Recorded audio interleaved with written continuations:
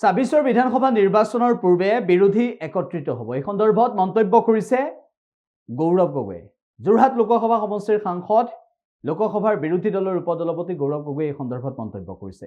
ইয়াৰ সমান্তৰালভাৱে গৌৰৱ গগৈয়ে অখিল গগৈ প্ৰসংগতো মন্তব্য কৰিছে। ৰাহুল গান্ধীলৈ পত্ৰ প্ৰেৰণ কৰা সন্দৰ্ভত অখিল গগৈয়ে পত্ৰ প্ৰেৰণ কৰা সন্দৰ্ভত কেনেদৰে আলোচনা হয় সেই সন্দৰ্ভতো গৌৰৱ গগৈয়ে মুখ খুলিছে।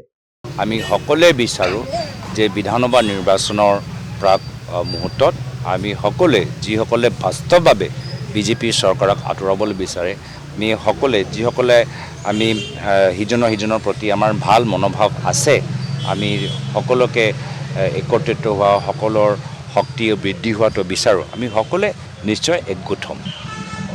নিশ্চয় তেওঁ যেতিয়া পত্ৰ প্ৰেৰণ কৰিছে, সেই পত্ৰটোত আমাৰ ৰাহুল গান্ধী ডাঙৰীয়াৰ তেখেতৰ লগত তেওঁ সতীৰ্থসকলে নিশ্চয় অধ্যয়ন কৰিব।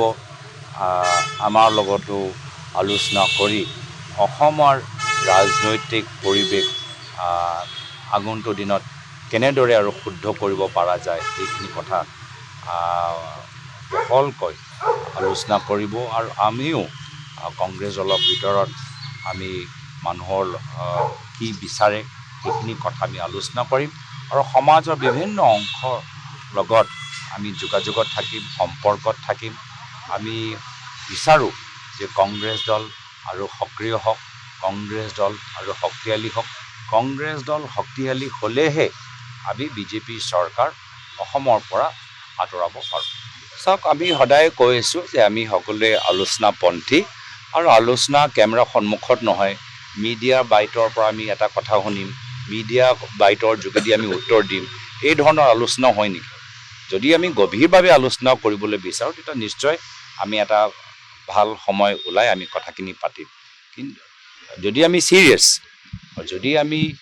চিৰিয়াছ আমি ভাবোঁ তেতিয়া নিশ্চয় আমি কিছুমান কথা মিডিয়াৰ সন্মুখত নহয়, আমাৰ লোকৰ মাজত কি আছে, আমি কি বিচাৰোঁ, আমি কি সহায় কৰিব পাৰোঁ, কংগ্ৰেছে ক'ত সহায় কৰিব পাৰে, কংগ্ৰেছে ক'ত আৰু বাহিৰৰ পৰা আমি বেলেগৰ পৰা পৰামৰ্শ লৈ আমি কেনেকৈ শুদ্ধ কৰিব পাৰোঁ, এইখিনি কথা আমি মিডিয়াৰ সন্মুখত পাতিম নেকি? নিশ্চয় আমাৰ কিছুমান অভাৱ আছে, নিশ্চয় আমি নিজৰ দলটো বহলাব পাৰোঁ, নিশ্চয় আমি কিছু বিষয়ৰ ওপৰত আৰু সক্ৰিয় হ'ব পাৰোঁ। নিশ্চয় এইটো কথা মই নকওঁ যে আজিৰ তাৰিখত আমি আৰু কষ্ট কৰাৰ প্ৰয়োজন নাই, আৰু কষ্ট কৰিব লাগিব।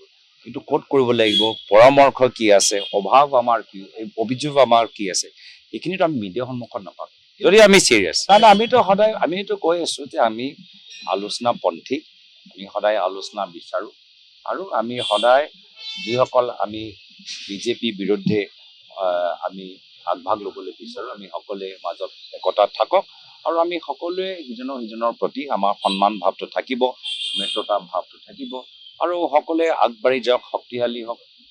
আমাৰ সকলোৱে শক্তিশালী হ'লেহে বিৰোধী শক্তি আৰু শক্তিশালী হ'বগৈ। যিকোনো খবৰৰ বাবে যোগাযোগ কৰক 7099017330 লগতে 7099017110 নম্বৰত।